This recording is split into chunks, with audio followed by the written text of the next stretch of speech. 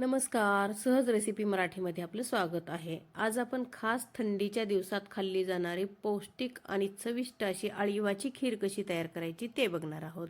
तर ही दिसायला जेवढी सुंदर दिसते ना त्यापेक्षा चवीला तर अप्रतिम लागणार आहे.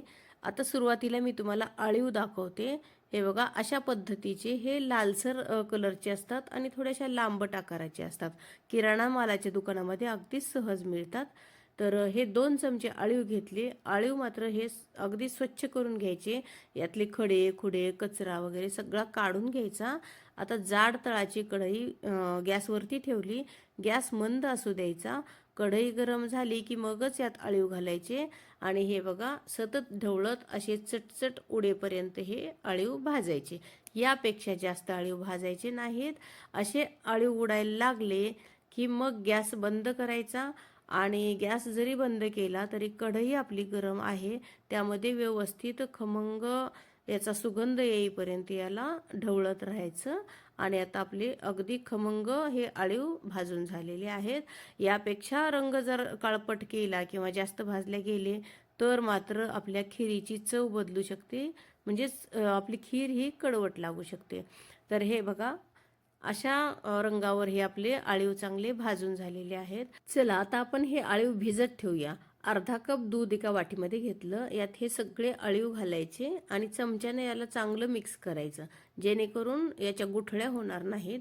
आणि हे अळीव आपल्याला एक अर्धा तासासाठी भिजत ठेवायचे. चांगले फुलल्या जातात आणि आपली खीर खूप छान तयार होते. जर तुमच्याकडे एवढा वेळ नसेल तर मात्र 15 मिनिट का असेना हे अळीव आपल्याला भिजत ठेवणं गरजेचं आहे. अळीव भिजतायत तोपर्यंत आपण इतर तयारी करूया. पुन्हा हीच कढई गॅसवरती ठेवली. गॅस मंदच आहे. तर आता काय केले, एक साजूक तूप घातले 1 चमच्याभर. यामध्ये ड्रायफ्रूट्सचे पातळ असे तुकडे करून घेतलेले आहेत ते घातले. तर आवडीप्रमाणे काजू, बदाम, पिस्ता तुम्ही तुमच्या आवडीचे कोणतेही ड्रायफ्रूट्स या ठिकाणी घेऊ शकता. आणि याला 1 मिनिट, एक अर्धा मिनिटच लागतात. याला व्यवस्थित खमंग भाजून घ्यायचं. थोडेसे ड्रायफ्रूट्सचे तुकडे मी बाजूला काढलेत. जेव्हा आपली खीर तयार होईल तेव्हा आपण ते तुकडे वरतून घालणार आहोत. तर 1 ग्लासभर गाईचं दूध घातलं यामध्ये. तर अशा पद्धतीने खीर केली ना खूप छान तयार होते. आता हे दूध उकळायला लागलं की यामध्ये गोडी येण्यासाठी मी अगदी छोटा खडीसाखरेचा खडा घातलाय. तुम्ही तुमच्या आवडीप्रमाणे यामध्ये साखर घालू शकता आणि तुम्हाला कितपत गोड पाहिजे त्या प्रमाणात या ठिकाणी साखर घाला.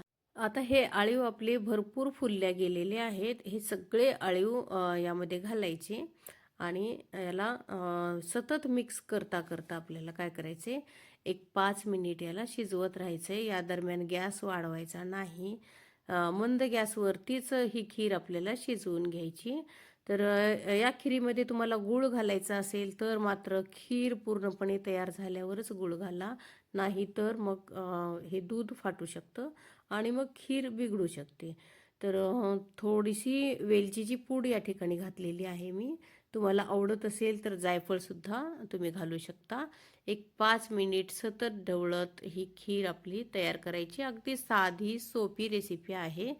तर आता ही खीर शिजते, त्याला 5 मिनिट झालेली आहेत. आपण आता गॅस बंद करूया.